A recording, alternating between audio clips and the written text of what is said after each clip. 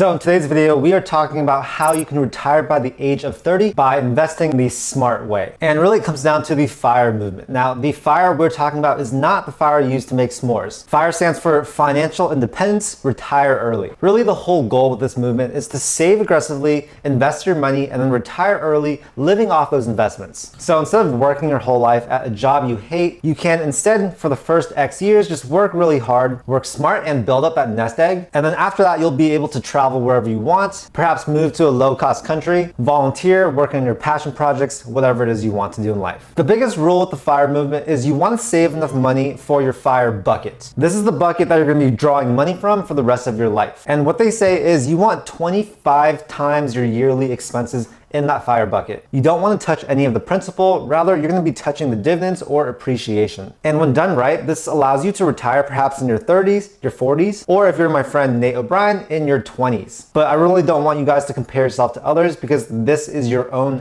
journey. Don't give up because others are retiring earlier than you. Rather use that as inspiration for wanting to retire early yourself. The stats show that 36% of workers and retirees have under $1,000 in their savings. And stats also show that about half of people retire earlier than they had planned to. And this is usually because there's something that forces them to stop working early. That stat should sort of scare you and give you some much needed stress that you need to build up your savings faster than you'd think. Otherwise, you might not have enough money at the end of the day when you are forced to retire. So the first step in retiring early is you want to live like you have $10 in your bank account. AKA you want to be frugal as More specifically, I want you guys to save at least 50% of your income. As you're making more and more money, this can be higher. So we're talking like 70, 80, even 90% or more. Now, of course, saving money is extremely challenging, and that's why most people don't save a lot of money. Some quick tips I have for you guys is maybe get a roommate or a partner to live with. This is greatly going to reduce your housing bill. Also, limit the number of restaurants you go to, especially the more expensive ones, and really avoid going out to bars or clubs. And when it comes to cars, try and get yourself a cheap used car that is really reliable. What you want to do is you want to train yourself to live frugally, because this is really going to make how much you need to save a lot less. The more frugal you are, the smaller that FIRE bucket is going to have to be. Now, how I like to think of it is for every $1,000 per month you spend, you're going to need around $300,000 for that FIRE bucket. $1,000 per month equates to $12,000 of spending per year. And if you multiply that by the magic number 25, that gets you $300,000. Another cool way to look at it is for every 8.3 cents you use per month, which equates to $1 per year, you're gonna need to save $25. That sort of puts it into perspective how much more money you need to save for each dollar you spend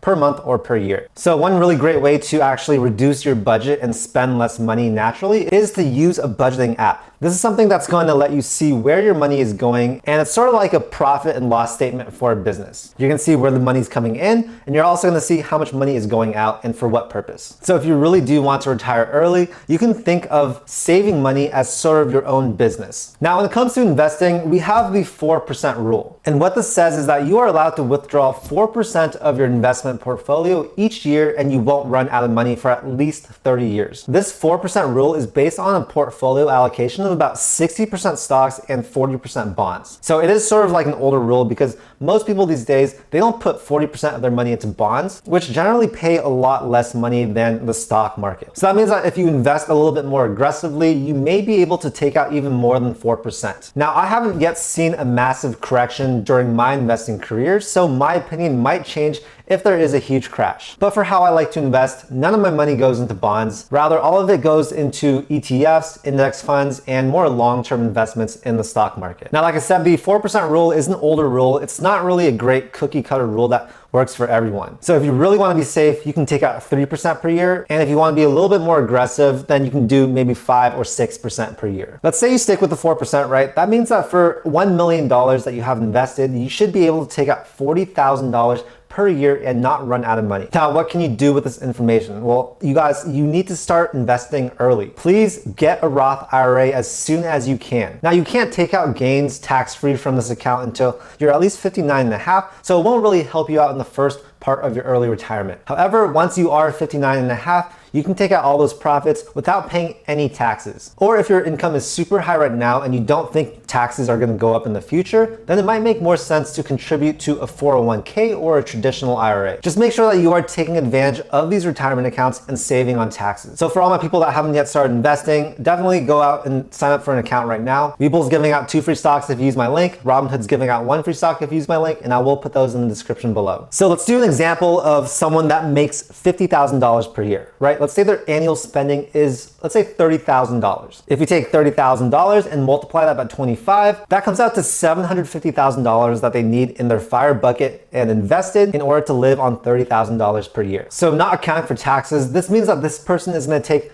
37.5 years to save that much money. Now, if you take a look at someone that makes $100,000 a year and they have an annual spending of, let's say, $40,000, this means that they need $1 million in their FIRE bucket. So not accounting for taxes, this means that they're saving $60,000 per year, and that would take 16.7 years for them to save that $1 million.